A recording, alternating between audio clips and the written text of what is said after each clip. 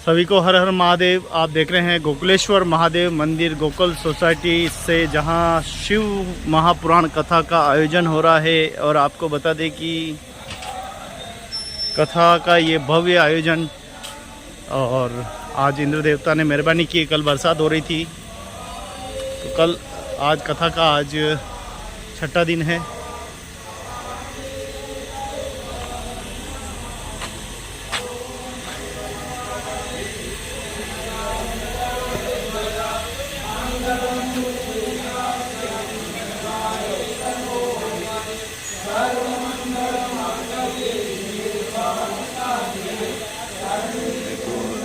गौरी नारायणी नमस्तुते।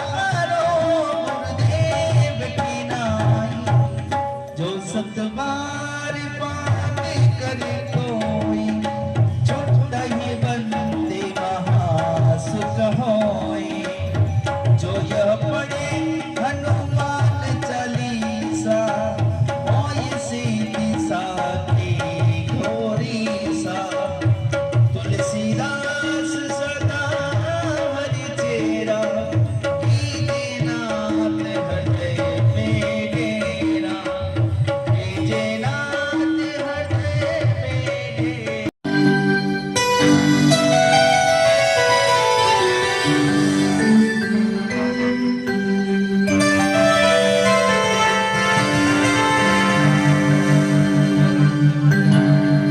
सिंह चढ़े देवे मिले और गरुड़ चिड़िया भगवान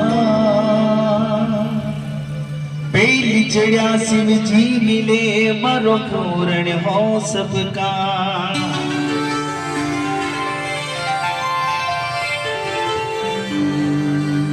अजी देवली रम जाए भवानी मंदरी रम जा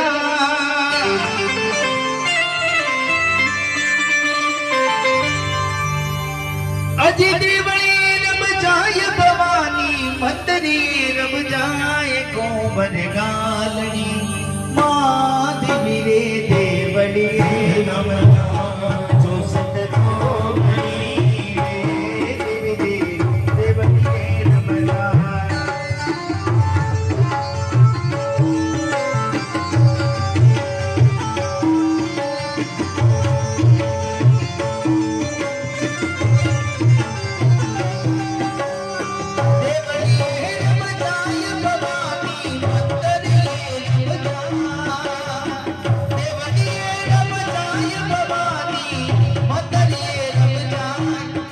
सट जो माधवी देवली रम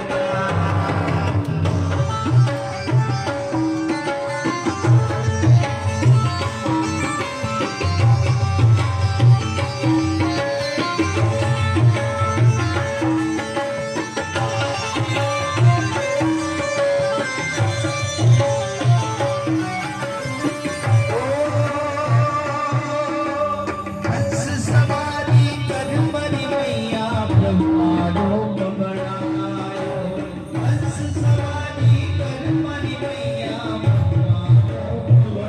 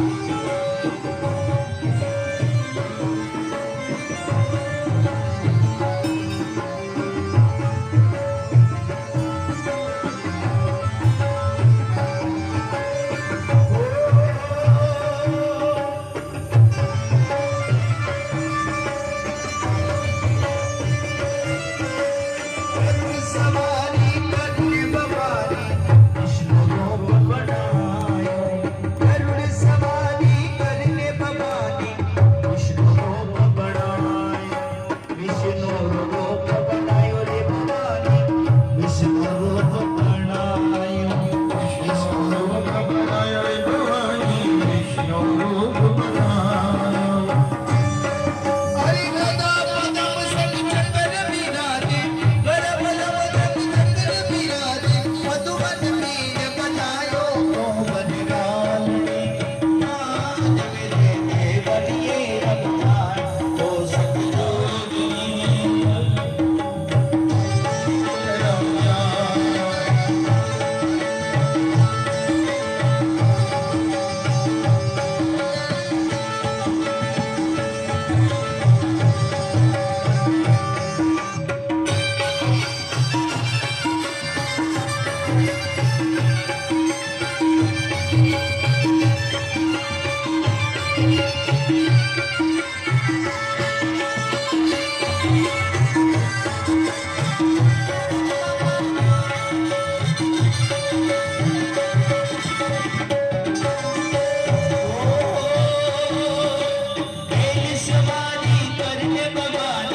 शरणों बनायो मेरी समाधि करके भवानी शिव जी रूप बनायो शिव जी रूप बनायो भवानी शिव जी रूप बनायो। जब बाजार लेकर के गए होंगे या किसी मेले ठेले में लेके गए होंगे तो वहां बहुत सी ऐसी चीजों की वो मांग करता है, जिद करता है, और आप उसे डांट कर कहते हो नहीं ये तेरे लायक नहीं है, उचित नहीं।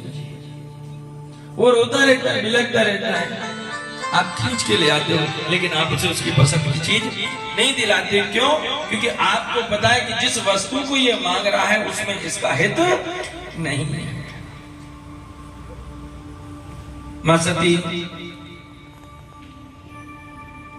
लक्ष्मी के यज्ञ में जब आहूत हो गई और इसी कारण से हिमालय राज के यहाँ पार्वती रूप में प्रकट हुई है। यही कारण हिमगिरी घर जाय, यही कारण हिमगिरी घर जाई। गिरी माने पर्वत, हिम कहते हैं बर्फ। इसी कारण से हिमालय राज के यहां पर उनका प्राकट्य हो गया है। बड़ा भागी है हिमालय जिनके यहां जगत जननी मां भवानी का प्राकट्य हुआ है। जैसे भवानी का जन्म हुआ, परम शक्ति जगदम्बा का अवतरण हुआ है, सब देवता सूक्ष्म रूप से, अदृश्य रूप से भगवती को प्रणाम करने आए, नमस्कार करने आए, उनके चरणों का वंदन करने आए। किया देवी सर्वभूतेषु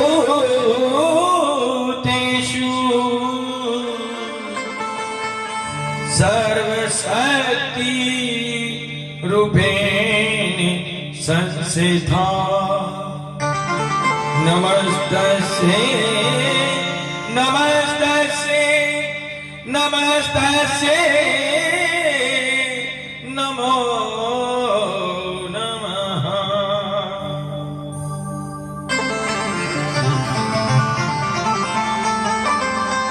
नमस्तस्यै नमस्तस्यै नमस्तस्यै। मां भगवती बड़ी सुकोमल है।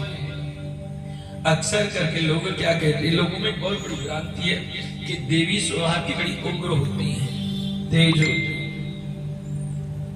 देखो, जो अनभिज्ञ होगा, जो किसी विषय से अनजान होगा, अपरिचित होगा, उसे नॉलेज नहीं होगी, जानकारी नहीं होगी, तो उसके लिए वो ऐसे ही महसूस करेगा। जबकि देवी से ज्यादा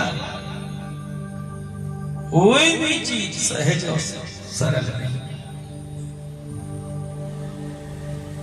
एक बहुत जीवंत घटना मैं आपको बता रहा हूं जो हमारे ब्रज में घटी है। श्री गोवर्धन गिरिराज जी, अगर आप लोग कभी गए हो परिक्रमा में, तो श्री गिरिराज जी की जब हम परिक्रमा करते हैं, सप्तकोशीय परिक्रमा होती है, और जब हम श्री राधा जी के राधा कुंड की परिक्रमा करते हैं, उसका जब विश्राम का स्थल आता है, उससे पूर्व में पहले एक स्थान आता है भगवान देव ऋषि नारद जी का नारद कुंड जिसे कहते हैं। जब भक्त प्रहलाद ने भगवान नारायण का भजन किया है, नारद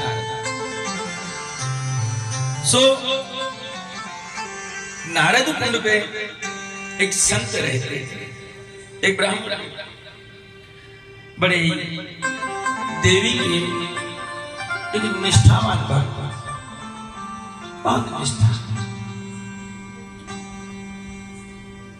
अपने जमाने के 5वीं 6वीं पढ़े हुए, लेकिन मां भगवती से बहुत लाड़ करते थे। मां परम शक्ति जगदम्बा से बड़ा प्रेम था, बहुत नैष्ठिक थे।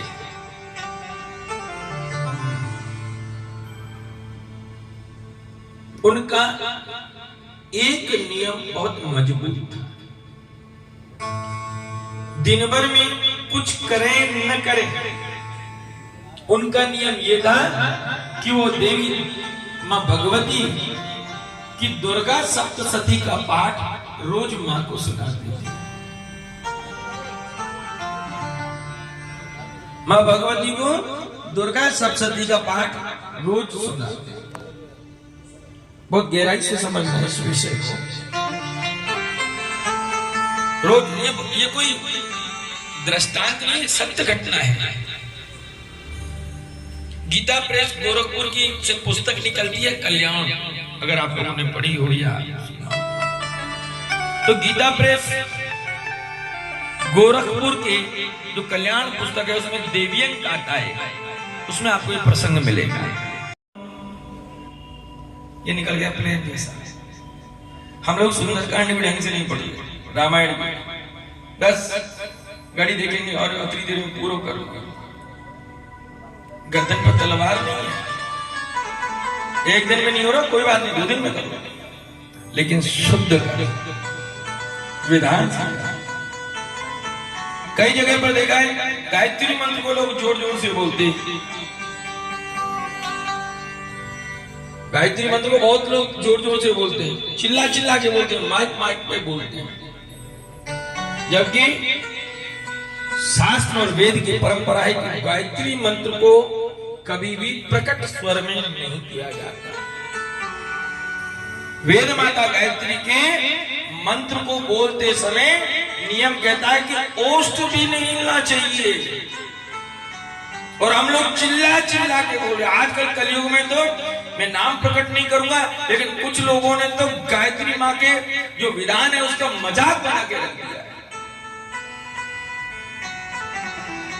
गायत्री का सूक्ष्म रूप भी अगर आपको देखना हो तो गीता प्रेस गोरखपुर की पुस्तक निकलती है नित्य कर्म पूजा प्रकाश। उसमें आपको गायत्री माँ के 24 मुद्राएं बोलने से पहले उन मुद्राओं को दिखाना पड़ता है। और गायत्री सीधे नहीं बोली जाती, उसका साप विमोचन होता है पहले, उसके बाद गायत्री मंत्र होता है।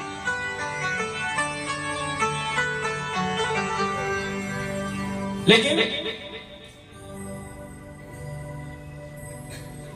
गोस्वामी तुलसीदास जी ने कहा है कि कलयुग के पाखंड में उपजी नए नित पंथ। इस कलयुग की एक पहचान है कि बस थोड़ा सा नाम क्या हुआ, वो अपना अलग धर्म अपना ज्ञान बना करके बैठ जाता है। सब ये हम भगवान हो गए, हम आचार्य हो गए, हम ये हो गए, हम वो हो गए, फलाने। गायत्री मंत्र का विधान है, बहुत ध्यान से समझिएगा कि अपनी जिह्वा का जो अग्रभाग है, अपनी जिह्वा का जो अग्रभाग है उसे फोल्ड करते हुए और तालू से स्पर्श करा करके, और जब तक मंत्र बोला जाए जब तक जिह्वा का अग्रभाग तालू से ब्रह्म से अलग नहीं होना चाहिए। क्योंकि जब तुम जिह्वा को ब्रह्म में करोगे तो भी उसी में से ब्रह्म में से जो रस निकलता है, ब्रह्म अमृत तत्व का जो रस निकलता है, उसी से तुम्हारा भजन और तुम्हारा शरीर पुष्ट होता है।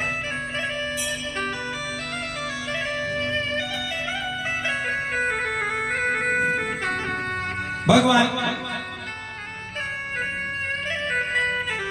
हिमालय राज के सामने बैठे। आज सुबह एक मैया कह रही थी, महाराज जी आप कथा कम करते हो और बाकी की बातें ज्यादा करते हो। मैंने कहा अच्छी बात है ना, कथा तो सबने सुन रखी है। बातों का विषय नहीं है, बात है समझने का विषय। कथा वही है, मैंने आपको प्रथम दिवस में निवेदन किया था, कथा वही है, मैं कोई अलग नहीं कह रहा, वही कह रहा है। लेकिन जो समाज में घट रहा है, कथा का उद्देश्य क्या है कि अगर हमारे सनातन में कुछ गलत हो रहा है तो उसे सुधारने का हम प्रयत्न करें। कथा का मुख्य उद्देश्य है समाज में परिवर्तन,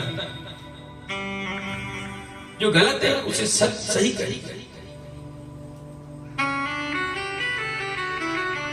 हिमालय राज ने कह दिया कहीं गुण दोष मम श्रुता, कि मेरी पुत्री के आप गुण और दोष सुत सुता, मैंने बताया पुत्र, लड़का, बेटा और छोरा।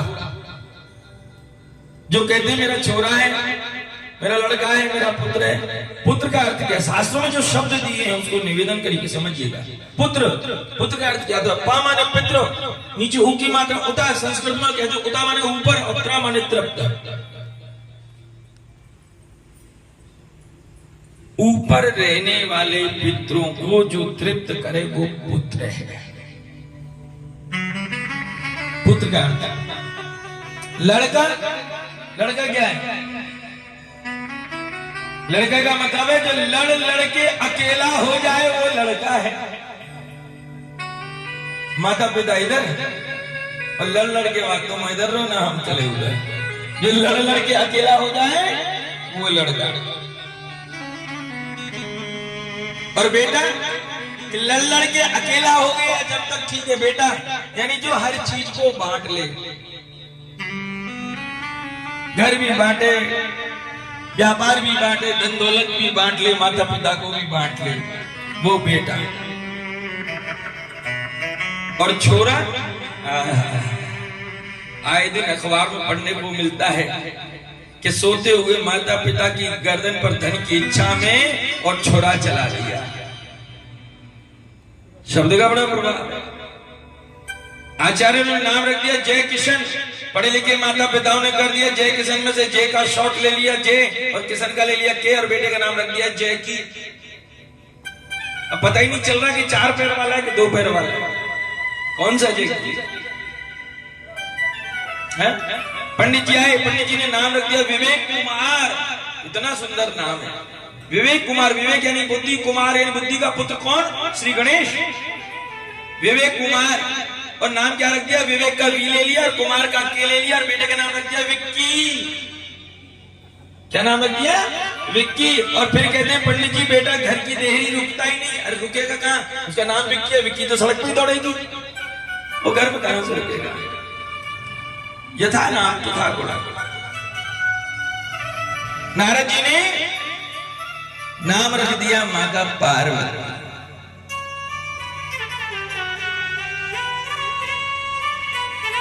मां को गोद में लेकर के जब आए,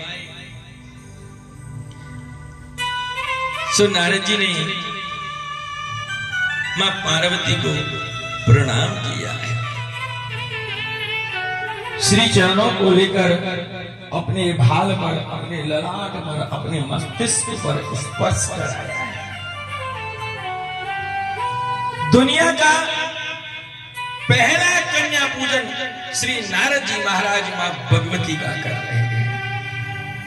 हम लोग कन्या पूजन करते हैं ना नवरात्रों में। बहुत से लोगों को देखा है मैंने, कन्या पूजन करेंगे, चुन्नी उड़ाई, ओढ़नी उड़ाई, फल दिया, दक्षिणा दिया, वाह चिंकी पिंकी जो भी नाम रखते हैं। नहीं, भगवती के रूप में आपने अगर उनको बुलाया है तो उसका विधान है। श्रीमद् देवी भागवत में पुराण में आता है कि अगर आप देवी की पूजा कर रहे हैं तो जिन कन्याओं को आप भोजन करा रहे हैं उन्हें आप सर्वप्रथम बाजोट पर, चौकी पर बिठा के भोजन कराएं। आप जब उनका पूजन कराएं तो उनके पैरों में मेहंदी या महावर या आलता, जो भी आपके यहाँ शब्द प्रयोग होता हो, वो लगाएं, लाल चुनरी उड़ाएं। पहले उनको बड़ा सुंदर तैयार करें, उनको दक्षिणा दें, पहले फल दें,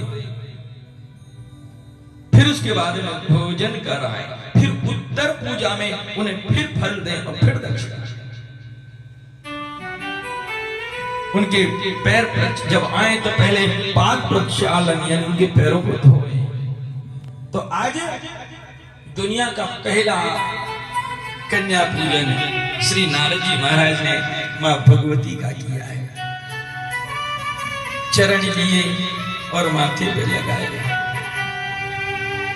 सर्व मंगल मांगल्ये शिवे सर्वादि साधिके शरण्ये त्र्यंबके गौरी नारायणी नमस्तुते।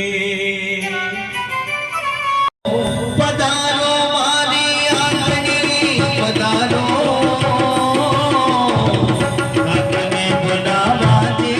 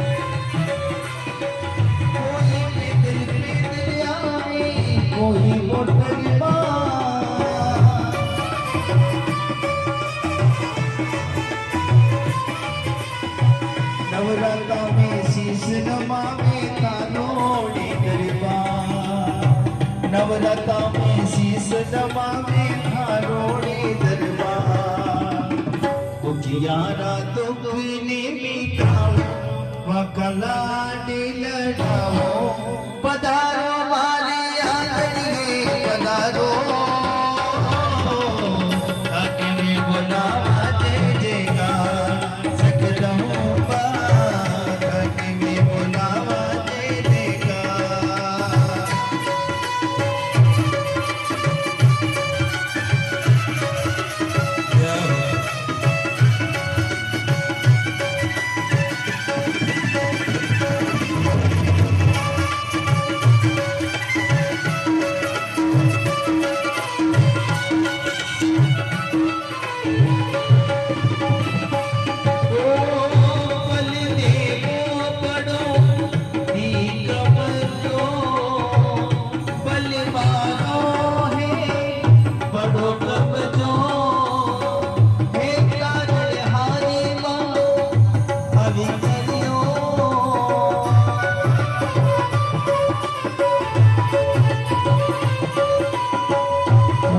सोने लागे तो गिरने सुनाओ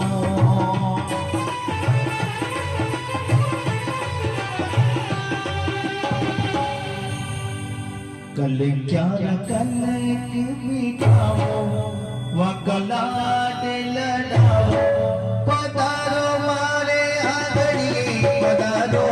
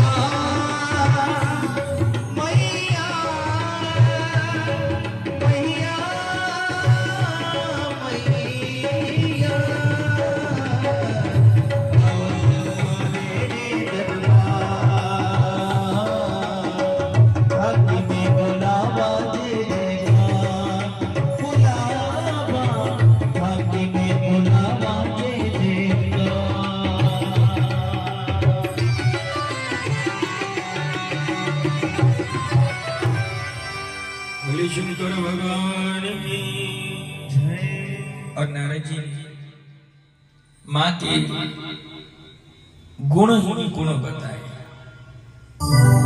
क्योंकि भगवती में अवगुण तो कोई है ही नहीं। हिमालय राज ने कहा था गुण दोष, नारद जी ने कहा कि सकल संसार को दोषों से मुक्त करने वाली तुम्हारी पुत्री है, इसके अंदर तो दोष आ ही नहीं सकता।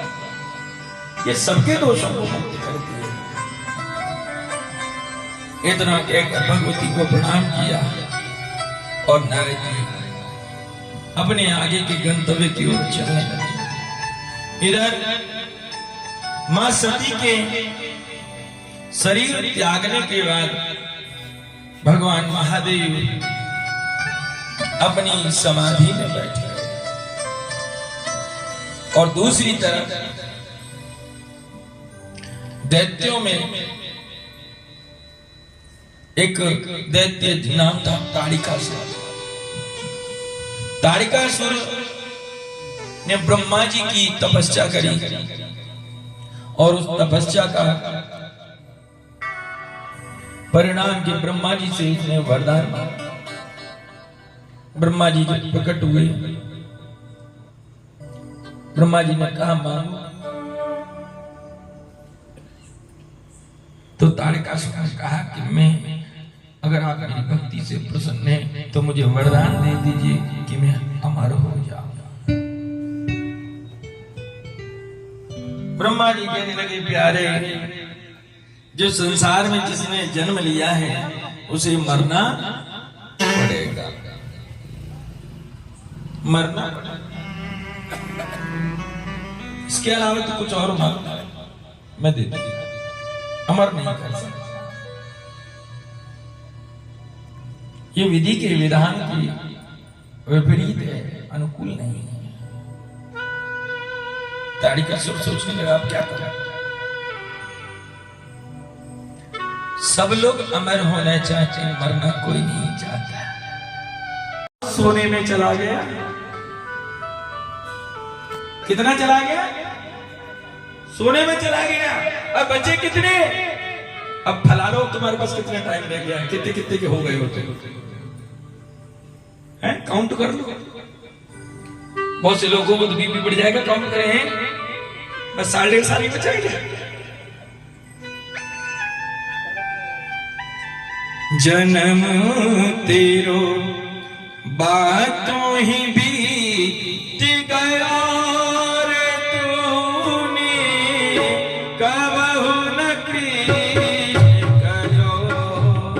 जन्म तेरो बातों ही बीत गया रे तूने, कबहू न कृष्ण करो। जन्म हमारा तेरी मेरी इसकी उसकी, ये ऐसा वो ऐसा, ओहो मेरी पड़ोसन दही खाए और मुंह पे कैसे सही है। बस इधर उधर में जीवन चला गया।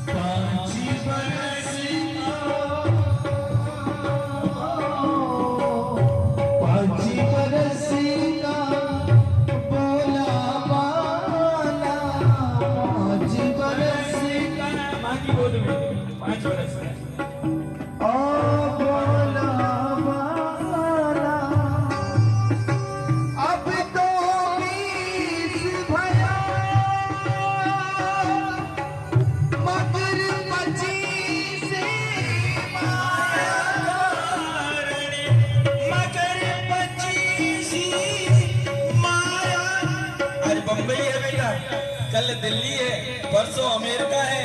माता पिता पानी के लिए भी सोच रहे हैं। और बेटा मगर पचीसी माया कारण देश विदेश गयो रे तूने, कबहू न कृष्ण गयो। जब तोड़ा बात में बीत गयो रे तूने, कबहू न कृष्ण गयो।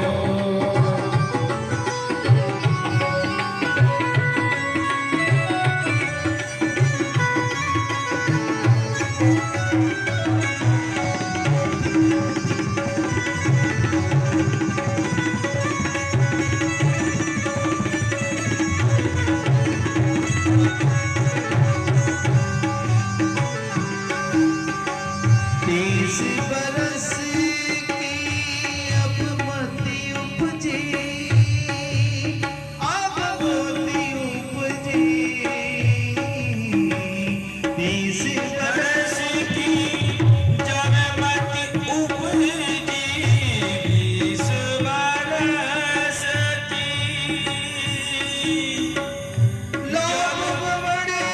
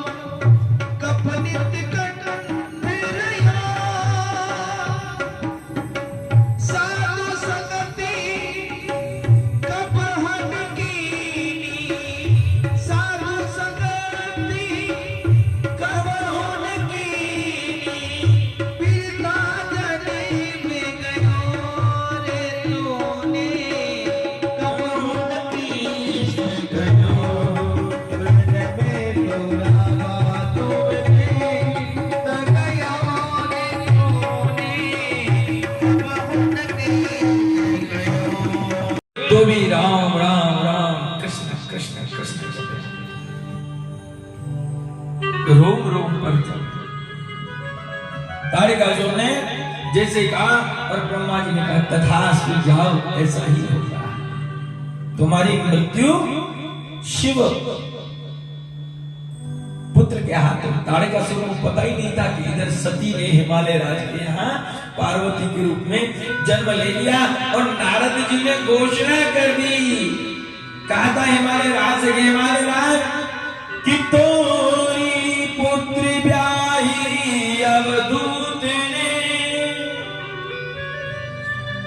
परम अवधूत कौन है? भगवान महादेव। कि तेरी पुत्री का जो ब्याह है वो शिव के साथ होगा। और याद रखना, संत के कहे को भगवंत भी नहीं टाल सकते। जब नारद ने कह दिया कि पार्वती का ब्याह शिव के साथ होगा, मतलब होगा, और जब ब्याह होगा तो संतान भी। लेकिन ताड़कासुर इस बात को नहीं लिया। ताड़कासुर बड़ा मस्त, अब तो चहुओर उसने आतंक मचा दिया। स्वर्ग से देवता भगा दिए, यक्ष गंधर्व किन्नर जितने भी लोग हैं सबसे भगा दिया। सब देवता परेशान हुए, ब्रह्मा जी के पास गए, कहने लगे ब्रह्मा जी तुम वरदान देने से पहले सोच तो लिया करो, तुम उल्टे सीधे वरदान दे देते हो और तुम तो दे के दूर हुए, मुसीबत हमारे गले पड़ जाती है। और एक बात और निवेदन, जब भी इस पृथ्वी पर चाहे वो दानव है चाहे मानव है, जिस किसी ने भी तपस्या करी तो सबसे पहले इंद्र का आसन हिलता है। इसके आसन के पेच 24 घंटे ढीले ही रहते हैं, न जाने कब ढुलक जाए, कब कौन काबिज हो जाए।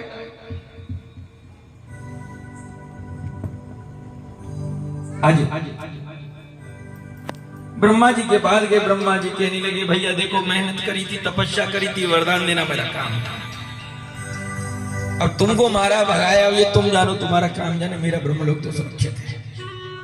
देवता कहने लगे ऐसे नहीं होता प्रभु जी, बचाइए। तो ब्रह्मा जी ने कहना कि भैया उसने वरदान मांगा है कि मृत्यु हो तो शिव पुत्र के हाथों हो, तो जाओ शिव जी के पास। देवता कहने लगे ले कर लो बात। शिव बैठे समाधि में, उनका पता ही नहीं कब समाधि टूटी।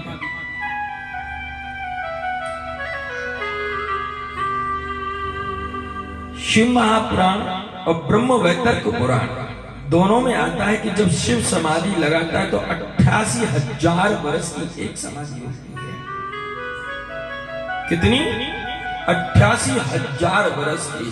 सोचो उस 88,000 वर्ष की समाधि में हम आप लोग कितनी बार पैदा होते हैं, कितनी बार मारे जाते हैं।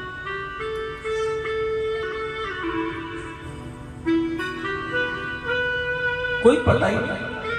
आप ये मत सोचो कि यहाँ पहली बार शिव कथा हो रही है और आप सुन रहे हैं। आपको क्या लग रहा है पहली बार? नहीं, 4 युग है, सतयुग, त्रेता, द्वापर और कलयुग। ये चारों युग जब घूमते हैं 28 बार। कितनी बार? 28 बार। तब जाकर के ब्रह्मा जी का एक दिन होता है। कितना होता है? एक दिन। ये चतुर्युगी जब 28 बार घूमती है तब जाकर के ब्रह्मा जी का एक दिन होता है। तो आप ये मत सोचो कि आप पहली बार ही शिव महापुराण सुन रहे हो, इससे पहले भी आप युग के परिवर्तन में सुन चुके हो और आने वाले परिवर्तन में भी सुनना है।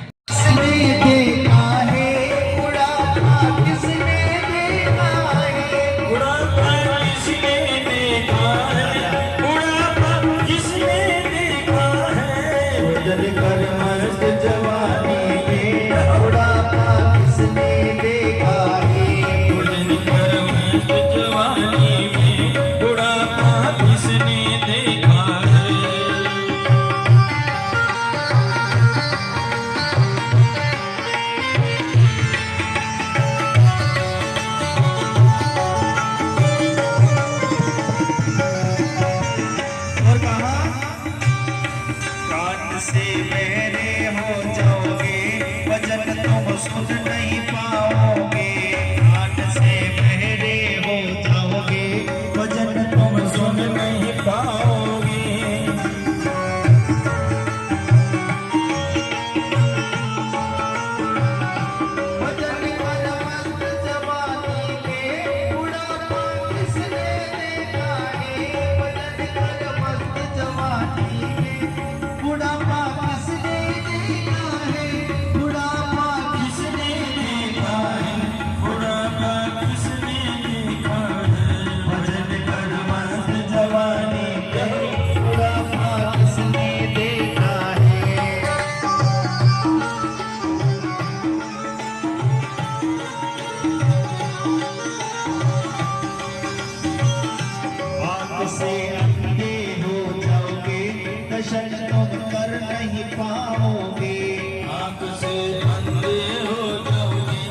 दर्शन नहीं तुम कर पाओगे। आंख से अंधे हो जाओगे, ये दर्शन तो कर नहीं पाओगे।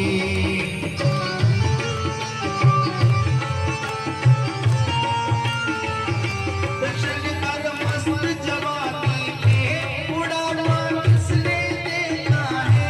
दर्शन कर मस्त जवानी में बुढ़ापा किसने देखा है। बुढ़ापा किसने देखा है।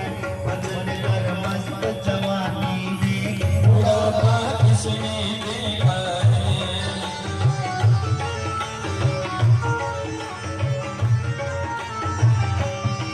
से मोंगे हो जाओगे, भजन तुम गा नहीं पाओगे। आँख से मोंगे हो जाओगे, भजन तुम गा नहीं पाओगे। भजन कर मस्त जवानी में बुढ़ापा किसने देखा है। भजन कर मस्त जवानी में बुढ़ापा किसने देखा है। बुढ़ापा किसने देखा है। हाथ से लोहे हो जाओगे, दान तुम कर नहीं पाओगे। हाथ से लोहे हो जाओगे, दान तुम कर नहीं पाओगे। दान कर मस्त जवानी में बुढ़ापा किसने देखा है।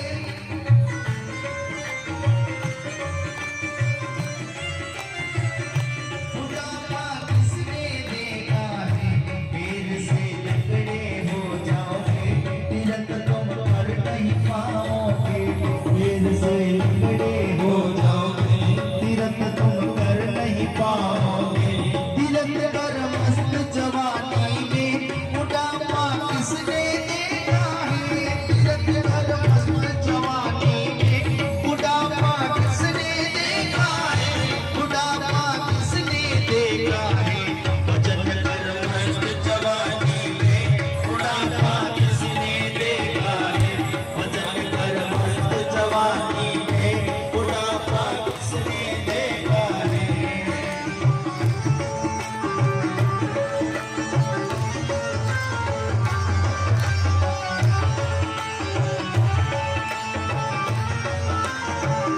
भजन कर मस्त जवानी में बुढ़ापा किसने देखा है। भजन कर मस्त जवानी में बुढ़ापा किसने देखा है। बुढ़ापा किसने देखा है। बुढ़ापा किसने देखा है। बुढ़ापा किसने देखा है। बुढ़ापा किसने देखा है।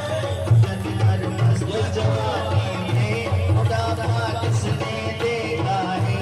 भजन कर मस्त जवानी में बुढ़ापा किसने देखा है।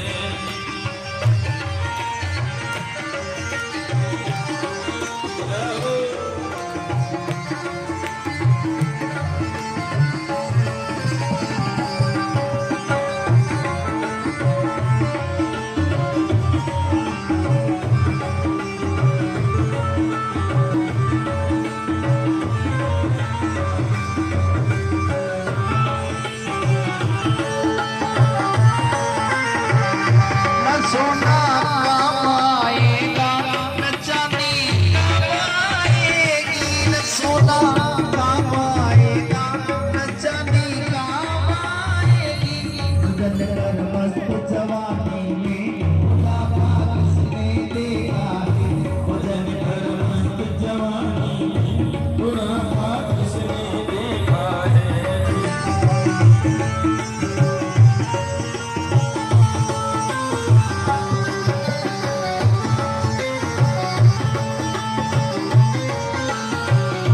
सोने के समान है तेरे तेवर मिट्टी में मिलेंगे।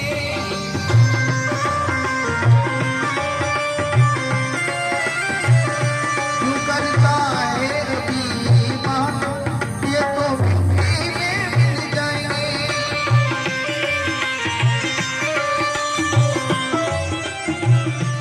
न सोना काम आएगा, न चांदी काम आएगी।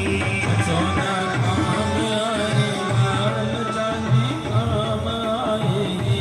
भजन कर मस्त जवानी में बुढ़ापा किसने देखा है भजन कर मस्त जवानी में बुढ़ापा किसने देखा है बुढ़ापा किसने देखा है बुढ़ापा किसने देखा है बुढ़ापा किसने देखा है बुढ़ापा किसने देखा है भजन कर मस्त जवानी में बुढ़ापा किसने देखा है भजन कर मस्त जवानी में बुढ़ापा किसने देखा है बुढ़ापा किसने देखा है बुढ़ापा किसने देखा है बुढ़ापा किसने देखा है योगींद्रस्वरा।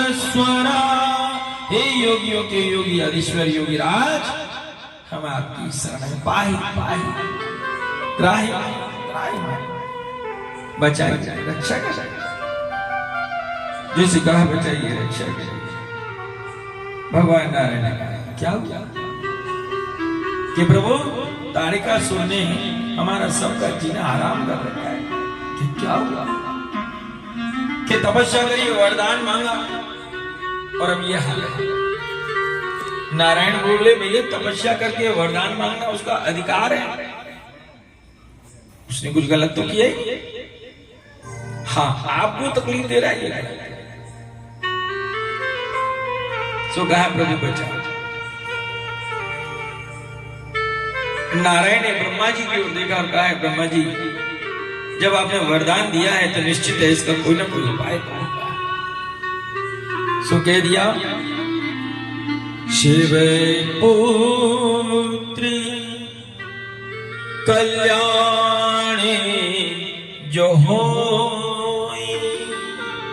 हे नारायण अब तो इस जगत का और देवताओं का शिव पुत्र के हाथ जब ताड़िकासुर का वध हो तब जाकर के कल्याण होगा। जैसे इस बात को कहा नारायण ने कहा तो भाई क्या करें, शिव तो समाधि में है, देवताओं की समाधि, शिव तो समाधि में है। देवता बोले नारायण समाधि से जगाना पड़ेगा। भगवान मुस्कुराए कहने लगे बाद देवताओं बड़े चतुरों हैं, मंत्र तुम पढ़ो और हाथ में दूं, काम तुम्हारा हो और समाधि से जगाऊं मैं और क्रोध का कोप का भाजन बनूं मैं। शिव को समाधि में जगाने का मतलब है साक्षात काल को जगाना।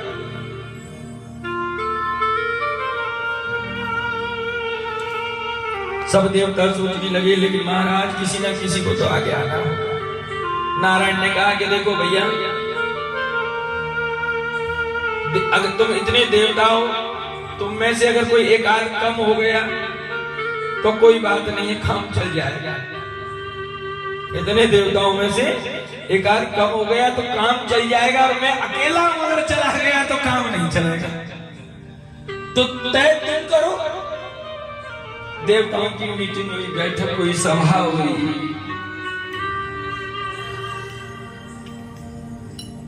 देवराज इंद्र ने जो सब सभा के बीच में बात को रखा तो इस बीच में कामदेव को आगे किया। कामदेव तैयार हो गए शिव की समाधि में। कामदेव की सहायता के लिए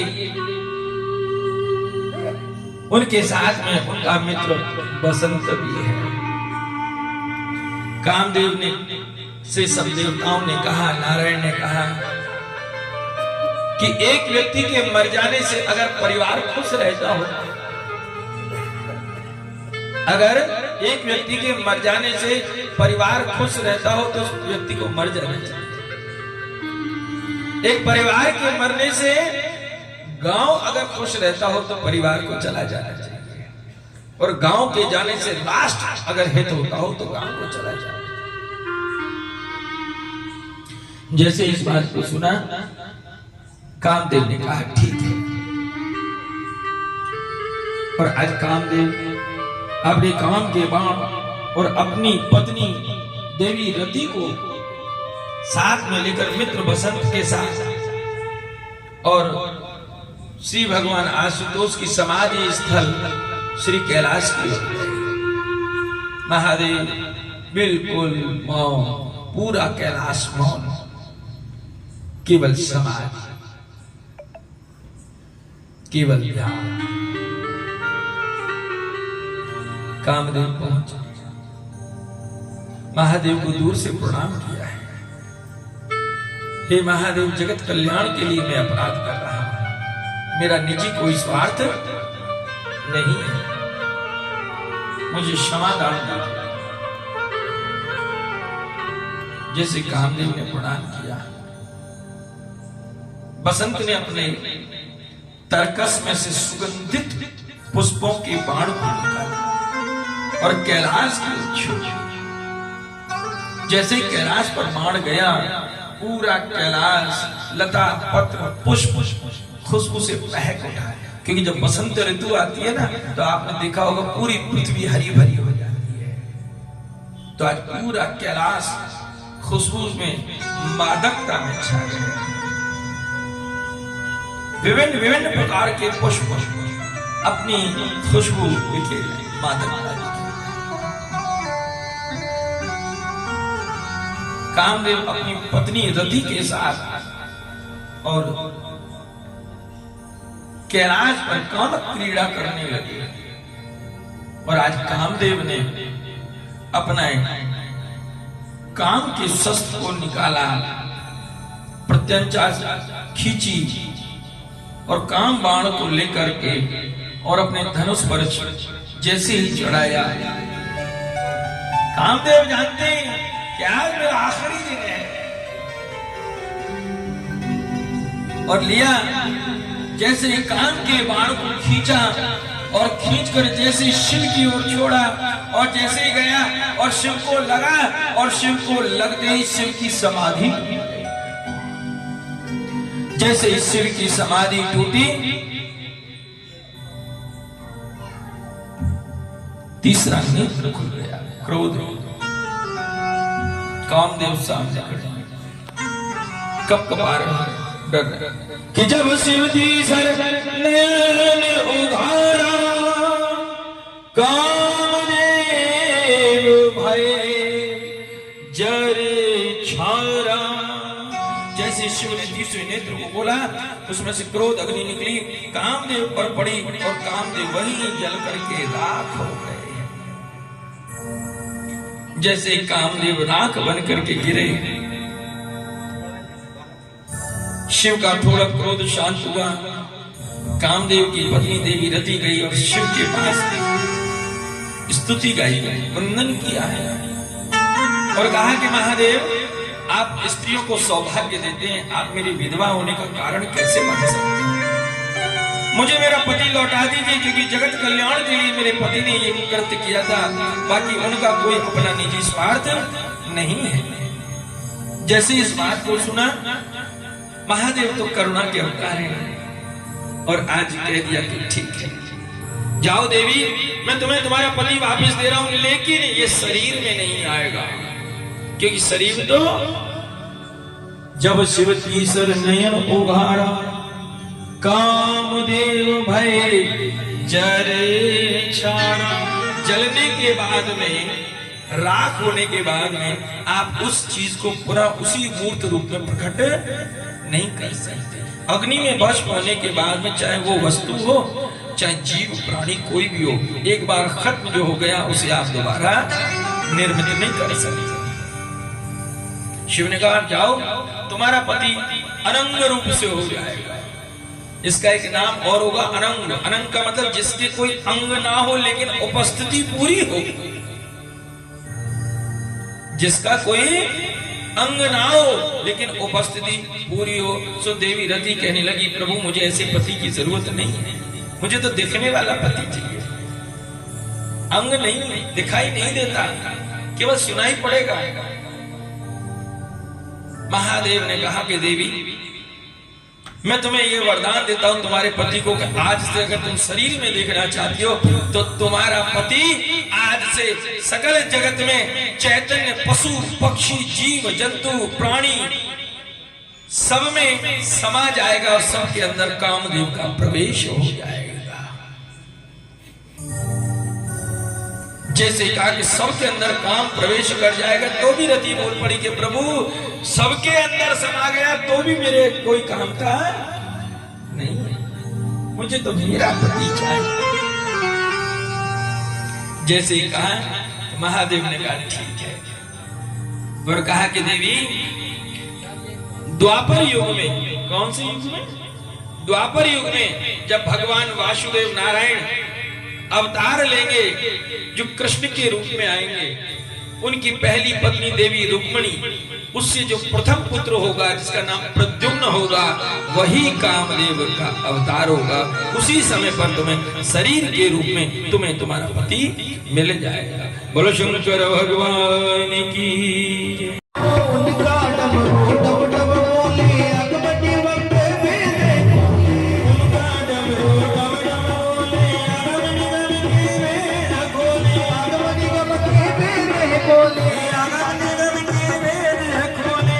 ओ ऐसा डमरू बजाने वाला कोई नहीं, ऐसा डमरू बजाने वाला कोई नहीं, भोलेनाथ से मेरा लाखों और नहीं, भोलेनाथ से मेरा कोई और नहीं, कोई और नहीं है, कोई और नहीं, कोई और नहीं है, कोई और नहीं, भोलेनाथ से मेरा लाखों और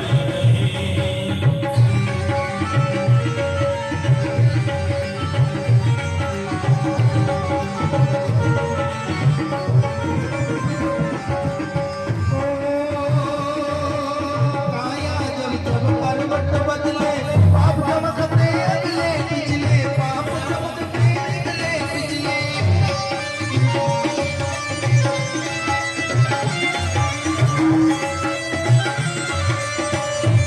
अब मुझे कोई बचाने वाला कोई नहीं, अब तो मुझे बचाने वाला कोई नहीं, भोलेनाथ से निराला, शंभुनाथ से निराला, भोले और नहीं, भोलेनाथ से निराला कोई और नहीं, ओ कोई और नहीं है, कोई और नहीं, कोई और नहीं है, कोई और नहीं, भोलेनाथ से निराला कोई और नहीं।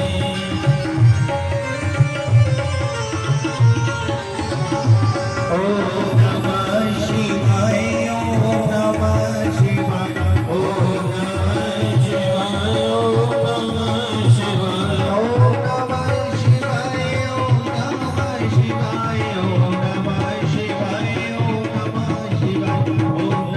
शिवाय, ओम नमः शिवाय, ओम नमः शिवाय, नमः शिवाय। बोले शंकर भगवान की जय। और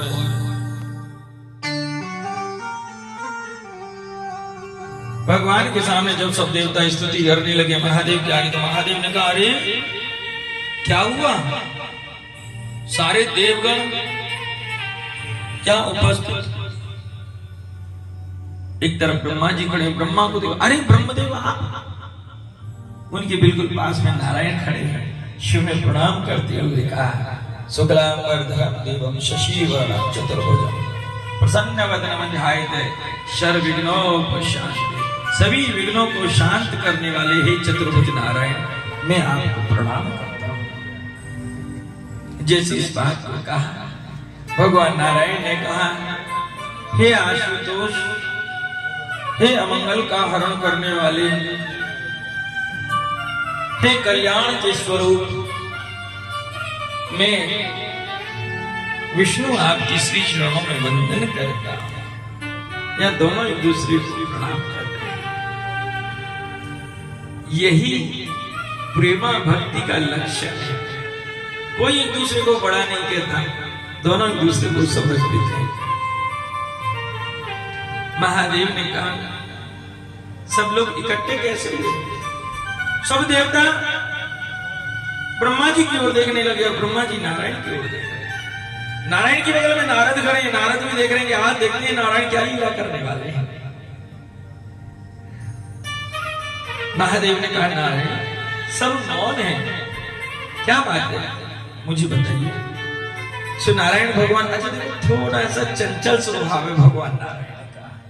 महादेव नहीं, ब्रह्मा नहीं, ये नारायण है, ये चंचल है।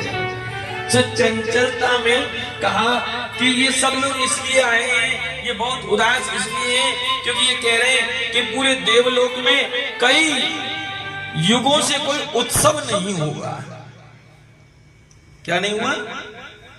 कई युगों से कोई उत्सव नहीं हुआ, तो सबकी इच्छा है कि कोई उत्सव हो जाए। इसमें आपकी आज्ञा, आपकी अनुमति और आपकी सहभागिता बहुत आवश्यक है। भगवान महादेव कहने लगा, अरे देवलोक में उत्सव हो तो मुझे क्या तकलीफ है, मुझे कोई आपत्ति नहीं। बड़े प्रेम कर दी, किसके साथ कर दी मुझे तो पता ही नहीं है। और जैसे इस बात को कहा तो तुरंत भगवान नारायण बोले नारद से, अरे तू चुप रहे यार, एक बार हाँ तो करने दे, सगाई तो करते नहीं, एक बार बाबा को रिझाएं तो सही, उन्हें तैयार तो करे। जैसे इस बात को कहा, नारायण की बात सुनी नारद जी तो तुरंत दूर हट के तिरछी नजर से देखने लगे कि वाह नारायण वाह, तुम्हारी लीला बड़ी अपरंपार है। महादेव ने कहा, अरे आप सगाई करके आ गए, अब चलो करके आ गए तो कोई बात नहीं, बाकी पहले हम भी तो देखते लड़की कैसी है, कितनी पढ़ी लिखी है, कॉलेज वॉलेज किया कि नहीं है, लंबाई चौड़ाई क्या है, पूरा नापते देखते। आजकल चलता है ना, यही देखते ना, लड़की देखने ये जाते हैं ना, लड़का लड़की देखने। मेरे को आज तक ये समझ में नहीं आया कि 20 वर्ष बेटा बेटी माता पिता के पास रहते हैं और कई बार माता पिता अपने बच्चों को नहीं पहचान और समझ पाते, वो 5 मिनट में क्या देख लेते हैं, क्या देख के आते हैं 5 मिनट में है?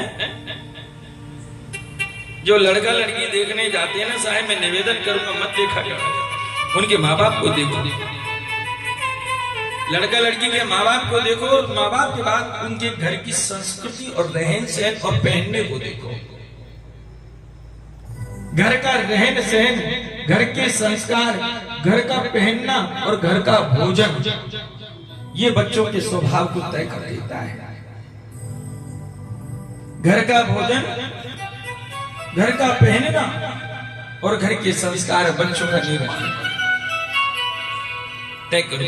बाकी 5 मिनट में तुम कुछ नहीं देख सकते हैं? लड़का देखा बड़ा सुंदर, आहा चलो गुणों आओगे भाई, पूरा गोकुल विलेज में ऐसे ही मौज कर रखी है। धूमधाम से ब्याह हुआ, ओह ब्याह हुआ। अब 1 महीने बाद छोरे की सास के लिए धोखा हो गया। कि क्या हुआ कि 8 बजे के बाद घोड़े पे बैठ जाता है रोजाना, फिर पता ही नहीं चलता। 8 बजे के बाद घोड़े का मतलब समझते हो?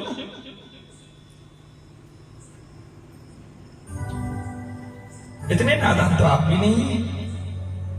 8 बजे के बाद 8 PM नो CM, खाए पिए और मौज। और फिर 1 महीने के बाद में लड़का आता है गली में गाना गाते हुए। क्या गाना कौन सा गा रहा है? कि मुझे पीने का शौक नहीं है।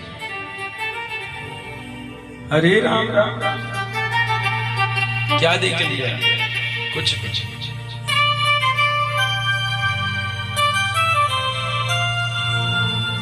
जब से ये देखा देखी का लफड़ा ज्यादा हुआ ना, घर उतने ही बिगड़ रहे हैं। पुराने जमाने में, आजकल एक परंपरा और चल गई है, सगाई हो गई, एक दूसरे को मोबाइल नंबर दे दिए और बात चालू। और फिर क्या करें? समझ रहे हैं साहब एक दूसरे को। क्या कर रहे हैं? समझ रहे हैं। ओहो बड़े बड़े समझदार हैं। अंडे में से बच्चा निकला नहीं और आकाश नापने जा रहा है। अरे प्यारे, आकाश की लंबाई चौड़ाई तो माता पिताओं से पूछो। क्या समझ? और समझने के चक्कर में जब ब्याह होता है ना, जब तक इतने समझदार हो जाते हैं कि 6 महीने बाद फिर मुलाकात कोर्ट में होती है कि अब ज्यादा समझदार, अब फैसले की घड़ी आ गई। पुराने जमाने में ऐसे नहीं होता था, माता पिता देख लिया करते थे और दुल्हन को दरवाजे पे जब दूल्हा आता था तो दूल्हा देखता था, ओहो ये हमारी भाग लक्ष्मी है। वो घर वो रिश्ते जीवन भर चलते थे, वो घर और वो रिश्ते जीवन भर चलते थे। उससे पहले ही देखो, पहले गांव के पंडित या जो सैन होते ना, नाई होते, वो रिश्ता करके आ जाते थे, माँ बाप भी नहीं देखने जाते थे। लेकिन जब ऐसा होता था तो एक चूल्हे पर सास भी बैठती, बहुएं भी बैठती, दौरानी भी बैठती, जिठानी भी बैठती, कोई सब्जी बनाती, कोई आटा गूंथती और 40 लोगों का परिवार एक चूल्हे पर बैठकर शाम को भोजन करता और चौपाल पर बैठ के बतिया था। ऐसे प्रेम हुआ करता था। और जब से ये समझदार लोग आए ना, बाप और बेटा भी एक साथ भोजन करना बंद हो गया है, दूरियां बढ़ गई। पूरी खबर गांव की चौपाल पे लग जाती थी कि किसके गांव, किसके घर में क्या हो रहा है और क्या नहीं हो रहा। और आज सब कुछ बिगड़ गया, सब कुछ खराब। गांव में जब कोई बुजुर्ग की मृत्यु होती है ना साहब, जब गांव में किसी बुजुर्ग की मृत्यु होती है तो भारतीय संस्कृति की एक नींव, एक ईंट गिर जाती है। एक रहन, एक सहन, एक संस्कार, एक पोशाक सब गिर जाती है। पुराने समय में लोग, आपने देखा होगा, बाबा लोग कुर्ता और धोती पहनते थे, हैं? आजकल कौन कितना पहनता है? लड़का लड़की देखिए, लेकिन पहले घर के संस्कार।